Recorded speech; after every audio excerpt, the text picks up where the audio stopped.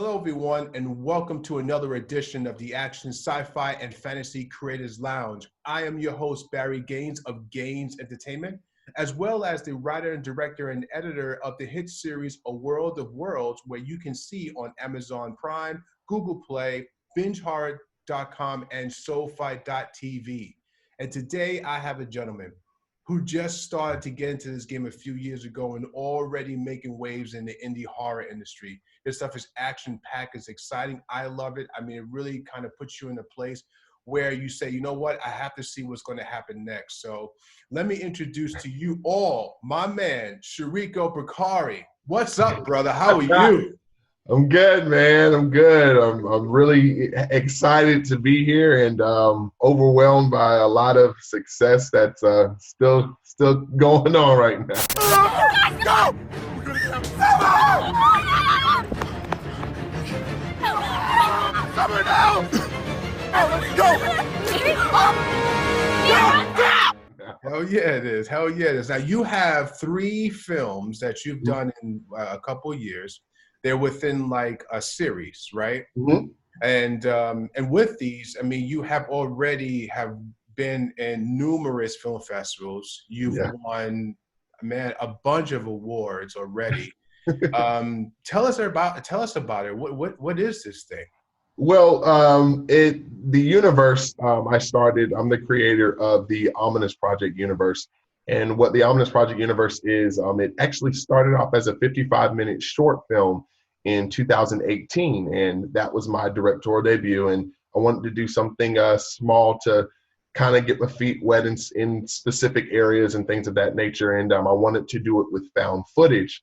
And the reason I wanted to do it with the found footage subgenre within horror is because, I noticed that a lot of viewers, especially viewers within the horror community, they want to see something different within that area. Although it is found footage and whatnot, but what can you do to make found footage, I guess, fresh? Continue to keep it fresh.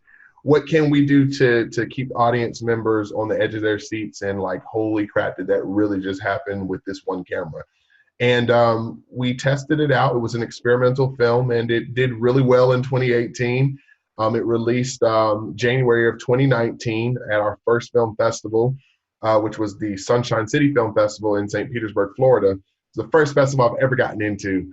And we ended up winning the Audience Choice Award for the film, and the reactions in the theater from people watching it were insane. And I was like, oh my gosh, they're really screaming and laughing and jumping from something that I made. This is cool. And from the success of that spawned a second film, which is the Ominous Project 2 Macabre File. And what Macabre File is, it's its own entity, but it still is a continuation within the first film. So you'll have returning cast members from the first film intertwining with the new cast members that are introduced within the second film. And from there, it spawned another film, which is a short film. It's called The Ominous Project Universe Presents Isolation. But there's one major element about your entire project that people have to understand when they see it. This is done all on an iPhone 8 with an anamorphic lens. Yeah. This just tells you guys, I just want to express something of my own thing that I like to stand on a soapbox about. It's not about the equipment that you have. It's about what you do with it and whether or not it's exciting enough and is the audience intrigued. No one cares too much about how we got it done. They're just worried about you getting it done. And Shreco has now proven a lot of this where, just get it done. If it looks good enough, it fits the content, it fits the nature of the film, then you just go for it. And my man has done it. I mean, it's just impressive that you did that with an iPhone 8 with the lens on it. It's kind of like I'm over here with this big bulky camera running around and stuff, sweating and whatnot, looking terrible, and my man comes out and you just, kicked ass with it. So my hat's off to you just to kind of complete that with what you have. And that's all it's about, completing what you have with the resources that is provided to you. You know what I mean? Thank you But you so know, much. out of all this, I mean, you did all this. What about like when did it all start? Like how did you get into film? I mean, because it's not like, you know, you started when you was like 6 years old. Obviously Right. not, you know. So it's only been a couple of years ago. So yeah, how Yeah. did you get into it? Well, my grandparents, they got me into horror at a very young age. That's And different. yeah, they got me into horror at a Who says that? very, Grandma got me into horror. Really? yeah, both of them, my grandmother and my grandfather. And we always used to watch things like, you know, It and Children of the Corn and um, all of that and more, you know, Misery and Christine. It was, I'm like, what in the world am I watching? But I like it, but I'm terrified. And I used to always get so scared. My parents used to get so upset. They're like, why would you watch it if you're scared? And I'm like, I don't know why. I just like it. I like to be scared. Yeah. And so when I got, I want to say about maybe fifth grade, fourth or fifth grade, I told my grandparents, I said, I'm going to make horror movies one day, just like how we always watch them. Y'all going to be watching them. And, you know, they were like, oh, okay, cool. You know what? Nah, I'm little. So they're like, you know, whatever. And then, you know, I started my production company in 2015. And as of January 20th of this year, I'm actually celebrating 5 years of having my production company. But when I started it, I didn't know what I was doing. I've never filmed a film before. I didn't know anything about screenwriting, how to produce, how to direct. I just knew I knew how to act. Mm-hmm. And as I was auditioning for these big feature films, like I auditioned for Shark Lake on Netflix and things of that nature and other big films. And I'm like, why am I not getting these horror roles? I do not understand it. Am I not good enough? You know, am I not cliche enough? You know, is my skin color a factor? What is going on? You know? And I prayed about it. And God said the next day, you are going to write your own films, direct them, produce them, star in them. You're going to make your own opportunity. You're not going to wait for anybody else. I heard that voice and I'm like, how do I do that? You know what I'm saying? Like, what in the world, how do I do this?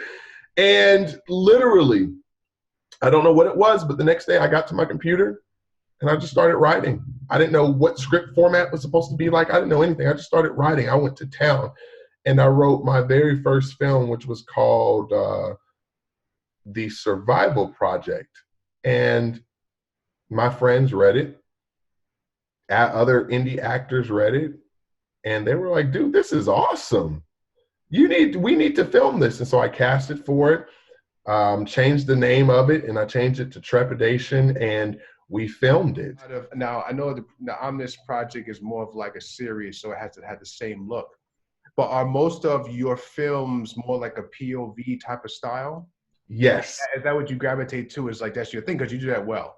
Yes. So it's kind of like you like that kind of realistic, kind of offbeat. Nothing is it's just organized chaos that you're trying to kind of demonstrate within the story that you're telling. Yeah.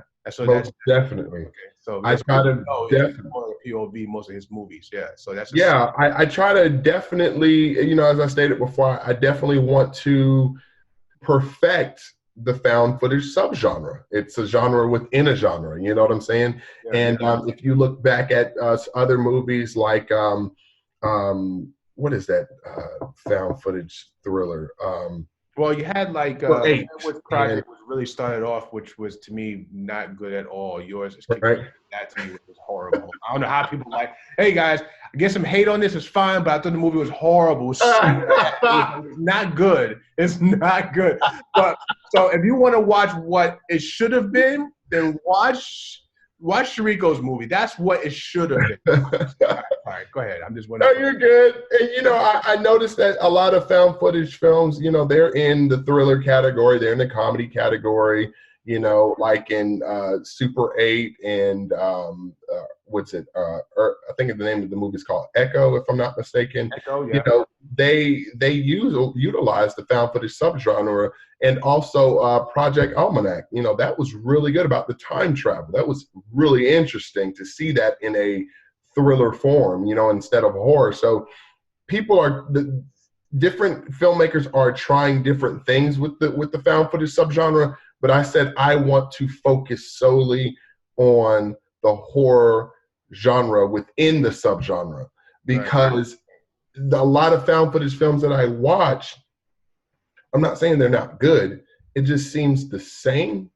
And I'm like, what can I do to make this pop more? What can I do to make it more unique? What can I do to make people say, I've never seen a story like that told in a found footage form within horror? That's awesome. Usually you see paranormal things, you see monsters, or you see aliens or things of that nature within found footage. You never see a actual serial killer. You never see actual everyday life. You never see you don't see the realistic value within the characters or within the human being when you're doing this. And you know, I said I wanted to do that. First of all, the actors that you have in there are great. I mean, you yourself is acting. By the way, he does act in this movie. He is pretty much the star. So, you know, he does everything. He got the blood on him and the whole deal. He's getting dirty with everyone else. So that's big up on that.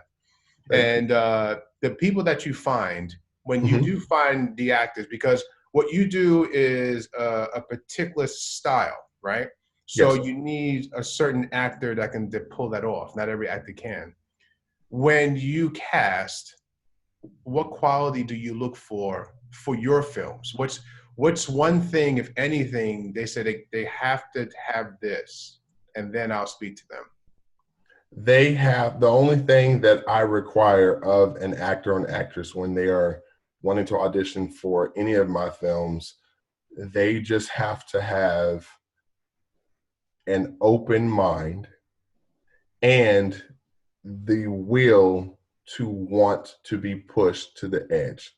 We go through an intense 4 to 6 month training period where we're on Skype rehearsing. They do film study. They take my notes. They get on with me weekly. I am day in and day out with everybody every single day, and they learn. And a lot of these actors and actresses, they come in and they think they know everything, and I scrap them because you don't. And not saying that I know everything. That's not what I'm saying at all. What I'm saying is it's more than one way to do things. And if you're going to do someone else's project, you are going to have to scrap everything you know and be a sponge. You need to be what they need you to be, not what you know how to be. And if it doesn't... Sorry I got you off, but since you're saying that, do you look for, does it matter if an actor is experienced and non-experienced? To an extent. To an extent. Every last person that has been in Ominous Project 1 all the way up to Isolation are first-time actors and actresses. Good. Every last one of them. And people just don't believe. They're like, no, you're lying, this and that, third. I'm like, no, they put their trust in me as I put my trust in them. And if you're passionate about something and you want to learn something, you want to do it, you're going to do it. You know what I'm saying? And even when I do hire the actors and actresses who are experienced for this role or that role to, you know, complete the cast, I always let them know, you know, do not be intimidated by that at all, because you are focusing on your own thing. There are things that you can learn from them, yes, but I want you to solely focus on you and not what somebody has done. But I will always stay true to my craft, because if I don't stay true to my craft, I'm going to lose this. Right. I'm going to lose this trying to be like everybody else or trying to do what this person does, or, well, that's not right. You need to continue to do this with these actors and actresses. Well, you can follow the crowd. I'm making my own road and my own path. And now that these people see about that my path is paved heavily, they're like, oh, well, he's doing something. Well, let me come over here. Stay right where you are. The hardest thing to do in any of this is to complete anything. Anything, yeah. You've done it so many times, and you did it well. I mean, you did it really well. I mean, on top of this, guys, I want people to know, too, that recently correct me if I'm wrong, Shreco, is that Mhm. you just recently got onto blackflix.com, Yeah. right? Yeah. So, Again. so you're right. So you can, people out there, if you have blackflix.com, check him out there. He's there. He just got on there. And it looks great. It's a nice setup and everything. It's really badass. So I mean, so and it's going to keep going. I mean, it's just going to keep going. Now, all these episodes you've done, there's one thing that I think some people forget about. To get this done, you need locations. Now, how hard was it for you to get these locations? So I saw some of the locations, and some of them, yes, guerrilla filming like I do. There's some of them I know you're going to have to kind of step to someone and say, hey, listen, with hat in hand, do you mind? So how did you get these locations? Well, I want to say with the first film, I just did it. Yeah, right. I just just went out there and started filming away. Excuse me. I just did it. And we encountered some crazy things that I'm not going to speak of, but we got through it. And it's an award-winning film now. With the second film, it was a bit, of course, it was more challenging. And I said, any and everything that I do, if it's not challenging, if it's not harder than the last, then I'm doing something wrong. I need it to be harder than what I did. I need the script to be harder. I need the locations. Everything needs to be harder. And it was. And we had to ask permission for this location, ask permission for that location. And we vetted them in the films and things of that nature. And, by the grace of God, we didn't have to spend a dime on any type of location for the second film, And but the guerrilla filming is that's the lifeblood of a lot of us indie filmmakers, man. We got the walkie-talkies and you look out. Okay, cool. Beep, beep. We got somebody coming. Oh shit! Everybody, be quiet. Cut the lights off. Be quiet. I don't care. Get on the ground. Shut up. I know. All right, they're going. All right, let's go. 2 takes. That's it. It's exactly. People walking across, looking at you, whatnot. You just give them a high five, like, "Hey, what's up?" And mind you, that we are filming these horror scenes. They don't get filmed in the daytime. This is late night filming in places that you're like, where in the hell are we? And we're scoping it out, looking, okay, that's fine, that's fine, that's fine. I'm not gonna lie, every single time we have to do a night shoot with these horror scenes, I am scared shitless, but no one knows. I say it's about maybe one person that would know. I am terrified. I'm like, I don't know what's out here. These crazy people gonna come up, start scratching, talking about this. And I mean, we've seen bed mattresses and just all type of crap. And we're like, I found this abandoned building. We're shooting in here.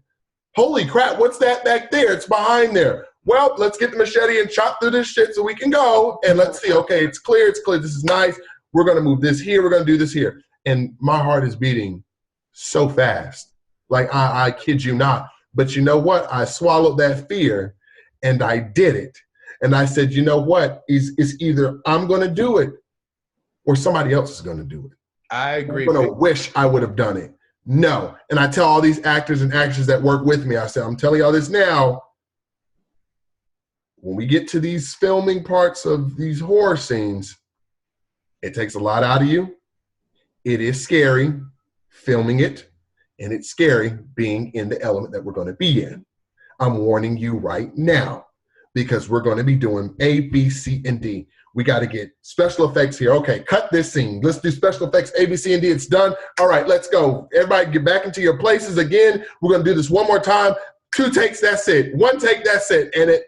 And they do a phenomenal job. You can see the fear on their faces because they're actually freaking terrified. I know, when I looked at the scenes and stuff, and it looks like those, your actresses, your actors do look really scared at time. I mean, I can tell because I've been doing God, so many years, and it's not fun. I mean, I've got arrested before. It's not fun. But well, I should say no. It is kind of fun when it's over. But when Yes. you're doing it, you got stress, anxiety. You like, and then you start asking yourself, "Why am I doing this? Like, why am I doing this?" You know, and you figure, you know, and then all of a sudden, of course, you think about it. Okay, I know why I'm doing this, and you do it. You know, and but you know, what you've done, man, is just been really, really inspiring. You know, because you know, a lot of people want to get into the game, and they look at it like, well, I don't have this gear, I don't have that gear, you know, and it holds them back. So what would you say? Like if someone, okay, number one, what have you learned doing all this? And from the time that you started, just wanted to get into the movie business, from the time today that we're speaking right now, what would you say, this is the one thing I've learned that for myself that I use as I move forward in this? No excuses. Nice. No excuses. That's the best way I can sum up all of that. Nice. The world doesn't care. They don't care. If you want to put it in honest terms, no one cares. So it's either you're going to have an excuse on why you couldn't do it, or you're going to say no excuses and I'm going to do it. No excuses. Don't give me an excuse on why you couldn't film this film. I don't have this. Well, you know what? Take that rinky-dink ass damn camera and go out and film your scene. You have to start somewhere. You can't just up and think that you're going to just be freaking Quentin Tarantino in 2 days. You know what I'm saying? Start somewhere, whether you're writing, or whether you're an author, whether you're a screenwriter, whether you're just doing a regular YouTube channel or whatever the hell. No excuses. A lot of people like to start things, and then when it doesn't go their way, they stop and they let time pass them by, and then they see their friends or family members doing what they wanted to do or doing everything that they could have been doing. Right. And then they say, well, why didn't you tell me about this? Why didn't you tell me about, well, look at what you're doing. Look at what you're doing. You're stagnant. Why would we want to share any information with you to help you push you forward when you're not even pushing your damn self? You don't care. So we don't care. Let me tell you something. It's a give and take thing with the world. When you care, they care. When you don't care, we don't give a damn. We don't care. Yeah, you show me something that's good, I'm going to be like, I want to watch this. That means I care to see it. That doesn't mean I care about the film. I care to see what you've done, whether I like it or not. I just thought about something I wanted to ask you that I forgot to ask, and is when you do the action scenes, the action scenes you have strategically placed in your film, and I say that purposely because you have to see the film, you understand there's reasons why things should happen or whatever. How do you prep for those? Is it off the cuff telling people just, okay, this is a blueprint, this is where you go and just let it happen? Or are you specifically training them to say, okay, I want you to fall here or whatever? Because it's different than having like a straight up fist of cuffs. Correct. More reactionary, fumbling it around, falling through trees and stuff like that. Right. How do you prep yourself along with the actors for you? It's choreographed. I choreograph everything. All of the horror scenes, all of the killings and everything, it's choreographed and we rehearse it. So, you know, sometimes when we're doing this guerrilla filming at these locations and we only have a specific amount of time, you know, I'll say, all right, I'm going to show you this once. Here we go. And they will get it because they know how crucial this is. And some people are like, how in the hell? That was a long ass sequence. How in the hell did you choreograph? And they got it like that because they pay attention. Not only do they pay attention, some of the actors and actresses, they put their own spin on it. And I'm like, damn, I like that. I didn't even think about that. Good job. I always tell them, if you feel something is going to work, if you feel like it's going to add more flavor, if you feel like it's going to add more fear factor, do it. I don't care if you ad-lib with your screams. I don't care if you ad-lib with this. I don't care if you do this extra whatever. As long as you stay in the box, stay in that guideline of what I gave you, stay in this premise right here, you can do that. And they've done that. I mean, you know what I'm saying? It's good that you give them the freedom. I mean, that's a big part, for actors need to have some type of a freedom, Most definitely. It can't be in a box all the time, but at least they have guidance and they say, I'll give it to you. Just give me the guidance. I appreciate that. And, and I appreciate that as a former actor myself. So I get it. So my actors are the same way. I got to give them the freedom as much as I can. But let me ask you this too, just to kind of wrap this up. Mm-hmm. Anybody who wants to get into this, like you said, no excuses. If you got something, just get the camera, whatever, and get out there. But even if that person does say, you know what, I'm going to get whatever I have. I got the people who are supporting me, but okay, so what do I need to do? Like I need some type of something to hold on to help me through this path. What's a do? We're going to do some do's and don'ts. So let's start with like the do's. As a director and writer, editor, what would you tell that writer, director, editor, producer, first time to do? I would tell them to research and do a lot of film study. Look up different forums, look up different podcasts, look up different interviews with people who have, hear me clearly, with people who have done this longer than 4 to 5 to 6 years. You know what I'm saying? Look at these people, and not even discrediting people who have just started off like myself, because there is a lot that you can learn from people who just started that you didn't even know. But to get started, hear me clearly, to get started, make sure you have someone that you can look up to, and kind of model after with specific things. Like, for example, I have 3 people who are just starting, literally just starting as of last month. And they say, Shreco, can you give me guidance on A, B, C, and D? I'm trying to start this film. I'm trying to start this screenplay. I'm trying to do this casting. And I say, dude, I said, I think it would be best for you to do some research with professionals to see A, B, C, and D. And then I stopped. And I said, you know what? I've done this. It's successful. And it took me back to what you talked about. And I said, you know what? No, man, this is what you need to do. A, B, C, and D. Don't worry about this. Don't worry about that. If this person says this, don't do that. It doesn't matter, but you still want to have, you don't want to put all your eggs in one basket, if that makes sense. Don't put all your eggs in one basket, especially with people who haven't done this a while. You know what I'm saying? It's best to make sure that you have a lot of research. Reading